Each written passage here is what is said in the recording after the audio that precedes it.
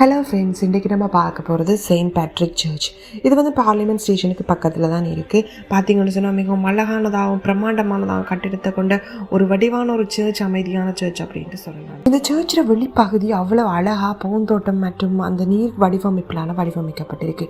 உள்ளுக்கு போனீங்கன்னு சொன்னால் நிறைய பிரம்மாண்டமான விடயங்கள், பிரம்மாண்டமான முறையில் அமைக்கப்பட்ட ஜன்னல்களை நீங்கள் காணலாம். அதில் நிறைய விஷயங்களை சொல்கிறது மாதிரியான சிலைகள், அப்படியான விஷயங்கள், உருவங்கள் அதில் அமைச்சிருக்காங்க. இந்த சர்ச் பார்த்தீங்கன்னு சொன்னால் ஆஸ்திரேலியாவின் மிகப்பெரிய கோதி புனித ஆலயம் என்று சொல்லப்படுகின்றது. அதாவது கோதிக் ரிவைவல் கட்டிடக்கலையில் ஆஸ்திரேலியாவில் அமைக்கப்பட்ட மிகப்பெரிய மற்றும் முக்கியமான கத்தோலிக்க திருச்சபையாக இது காணப்படுகின்றது.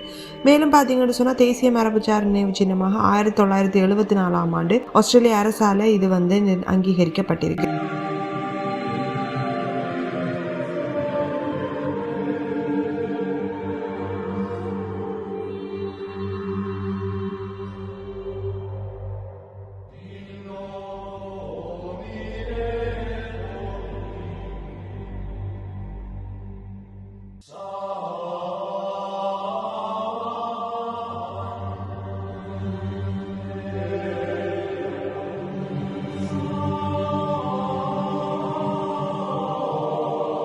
இந்த வண்ண கண்ணாடிகள், இது நான் ஏற்கனவே சொன்ன மாதிரி பார்த்தீங்கன்னு சொல்லி இதனுடைய அமைப்பு இயேசு கிறிஸ்துவினுடைய வாழ்க்கை நிகழ்வுகளை காட்டுறதுக்காக இதை செப்பரேட் பண்ணி ஒவ்வொரு விஷயங்களையும் படி அழகாக அந்த கண்ணாடிகளில் காட்டியிருக்காங்க. மேலும் பார்த்தீங்கன்னு சொன்னா பிரம்மாண்டமான மணிக்கூடு ஒன்று அங்கே இருக்குது. ஆலயத்தின் முன்பகுதியில் அமைந்துள்ள பெரிய மணிக்கூடு இது வந்து திருச்சபையினுடைய முக்கிய அடையாளங்கள்ல ஒன்றாக காணப்படுகின்றது. மேலும் பார்த்தீங்கன்னு சொன்னா உயரமான கோபுரங்கள், அந்த கோபுரங்கள் பார்த்தீங்கன்னு சொன்னா இதன் 3 பெரிய கோபுரங்கள் இருக்கு. மேல்பல்ல ஸ்கைலைனில் தனிப்பட்ட அழகை இதை ஏற்படுத்துகின்றது.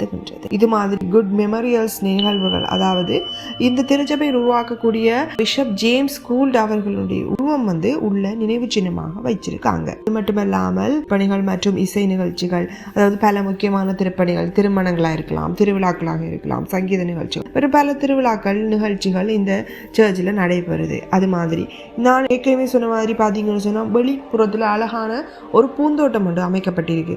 இந்த பூந்தோட்டம் வந்து சுற்றுலா பயணிகளை கவர்ற முகமாகவும் இந்த சர்ச்சுக்கு வரவங்களுடைய அமைதி மற்றும் அவங்களோட நல்லதுக்காகவும் அந்த பூந்தோட்டத்தை அமைச்சிருக்காங்க. பூந்தோட்டத்தை பார்த்தீங்கன்னு சொன்னால் அவ்வளவு அழகான ஒரு வகையில் அமைஞ்சிருக்கு. பூந்தோட்டத்தில் ஹைலைட்ஸ் என்ன பார்த்தீங்கன்னு சொன்னால் அந்த நடுவில் அமைக்கப்பட்டிருந்த நீர் ஓடுகின்ற வழி, அது வந்து ஒரு வடிவாக செஞ்சுருக்காங்க. ஸ்டெப் பை ஸ்டெப்பாக அந்த நீர்வீழ்ச்சி மாதிரி, நீர் ஓடுகின்ற மாதிரி ஒரு இதோண்டு நடுவில் அப்படியே போகுது. அதை சுற்றி தான் அந்த பூந்தோட்டம், அந்த வர்ற வழி, என்ட்ரன்ஸ் எல்லாம் இருக்கு. இதை தவிர பார்த்தீங்கன்னு சொன்னால் புனித பெட்ரிக் விழா வந்து இங்கே மிக விமர்சனையாக கொண்டாடப்படுகின்றது. ஒவ்வொரு வருடம் மார்ச் 17 வந்து புனித பெட்ரிக் தினம் வந்து மிக பிரமாண்டமாக கொண்டாடப்படுகின்றது. இது போல பல நிகழ்ச்சிகளை நீங்கள் இந்த பல சிறப்பம்சங்கள் இந்த சர்ச்சுக்கு இருக்கு. பார்க்கறதுக்கு ஒரு அழகான இடம். நம்ம இப்போ சர்ச் அப்படின்ட்டு சொன்னால் ப்ரே பண்ணுற இடம்ன்றதை தாண்டி ஒரு சுற்றுலா பயணிகளை கவர்ற இடமாகவும் இது அமைஞ்சிருக்குது. ப்ரே பண்ணுறதுக்கு நிறைய பேர் வராங்க, நிறைய நல்ல ப்ரேயர்ஸ், அது நிறைய கூட்டங்கள், அப்படியான விஷயங்கள் நடந்தாலுமே நிறைய பேர் பார்க்கறதுக்காகவும் சுற்றுலா பயணிகளாகவும் வராங்க. அது போல பார்க்குறவங்க நம்மளுக்குமே பெரியவங்களுக்கும் ஒரு நிம்மதியையும் ஒரு ஆறுதலையும் தரக்கூடிய மாதிரியான நிறைய இடங்கள் இருக்கு. எல்லா இடமும் ஆஸ்திரேலியாவில் மட்டும் இல்லை, ஸ்ரீலங்காலையும் அப்படியான. ஓவராலாக பார்த்தீங்கன்னு சொன்னால் இந்த சர்ச் பார்க்கறதுக்கு ஒரு வடிவான ஒரு சூப்பரான இடம் நான் சொல்லுவேன். அடுத்தது ஃப்ரீ பட்ஜெட், நீங்கள் எதுவுமே இதுக்கு பே பண்ண தேவையில்லை. பார்க்கறதுக்கு மிகவும் அழகான இடம். ஒரு தடவை பார்க்கறதுக்கு நல்லாவே இருக்கும். அடுத்து அந்த வெளி அமைப்பு எல்லாமே பார்க்கறதுக்கு நல்ல இடம். நீங்களும் மெல்பர்ன் வந்தீங்கன்னா கட்டாயம் போய் பார்த்து என்ஜாய்